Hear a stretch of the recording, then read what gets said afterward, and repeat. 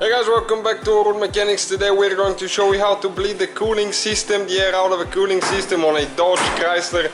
It will be the same for the Magnum, Dodge Charger, it will be the generation, this one right here, it will be the same procedure as well, and Chrysler 300 as well. So this one is a 3.5 engine, guys, V6. And right here, that's the bleeder that you need to get loose right there. So use a 3/8 ratchet or a wrench.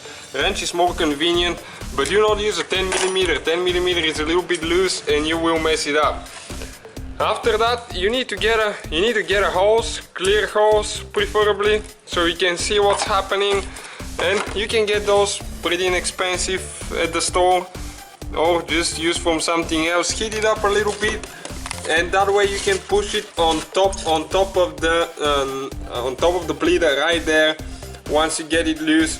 And what you need to do next, you need to open the radiator cap and you need to start adding coolant. We have ours was a concentrated one, so we had to dilute it with distilled water right there. So now you just need to start adding, and you're going to notice, okay, right there, at one point, once we add enough, air will start coming out of there, out of the hose, and that way you won't have any air, guys, out of the system. We'll show you what else you need to do, so that way you don't mess up the engine. Because if you do not bleed it right, you can actually overheat the engine pretty easy, because you might have an air pocket which will prevent the coolant from circulating and overheating the engine, which could be catastrophic if it's an engine like that, because this one has aluminum block and aluminum heads as well.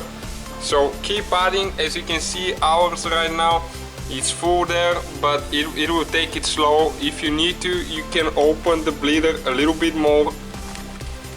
We added about 1 gallon already, so now we're on the 2nd gallon. The system is completely empty on this one because we just did an engine replacement. We installed a new engine in this one. It's a new for us, but it's a used engine, and we know we didn't have any coolant at all in it. So if you did a good radiator flush, most likely you'll be needing as much coolant as we need right now. So it takes it slow, you need to just add some, as you can see, and it goes down, but it takes time, so you need to give it some time. Oh yeah, I'm actually going to go ahead and remove this one, that way it won't take as long to do it. As you can see, that's the bleeder right here, guys, and you can actually clean it a little bit, because if the holes are plugged in, there is one hole on this one, some have 2 holes, it will not come out.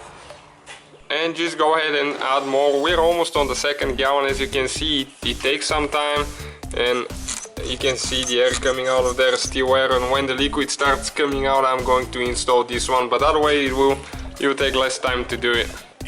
Alright guys, we are on the 3rd gallon actually right now, so we'll see how much it's going to take. And it's still not coming out, it's still just there, you can hear it. It's still pretty dry, so it's going to take some time. Alright guys, it actually just came right now, so you need to install it so you don't leak any out, because it's cool and you don't want that thing on the belts. Okay, and now just put it on, but don't get it tight all the way. You can see it's bleeding out. You need to pour it with your finger, and preferably to wear gloves if you do that, and just install the hose on top of the bleeder now, like we had it earlier. That way we'll be able to get the air out of it. Okay, almost there, and just push it in like that. Okay, and as you can see, that's where the coolant is now. You can see where it is there, and if there is air coming out of it, it will come out. Okay, more air coming out, you can see. But what you need to do now, just you need to add more, and if you have too much when you end up, you need to get it out of there with you can use a coolant tester and just get it out of there. And you can squeeze the hose a little bit to see if you have any air still. So you need to give it probably about 10 to 15 minutes like that, and check the level, because there will be more air coming out of the system. Okay, as you can see how much it's raising now, and just do it like that. Okay, we still have a little bit left. As you can see, when you squeeze the hose right here, you can still, well, right now there is no air at all, so we're almost done, guys. Make sure that you don't see air bubbles. Well, we saw one for about a minute, and you know, it's good when you don't have any air bubbles for at least a minute. And we'll recommend to start the car, let it run for a couple minutes. You need to open the heater, you need to turn the heater on all the way that way. The coolant will circulate through the heater inside. Let it run for a few minutes and let it cool, and after it cools, check the level again and keep eye on the temperature gauge, because there is always a possibility to have an air pocket somewhere, so you don't want to risk overheating the engine. Just test it before you start driving somewhere long distance.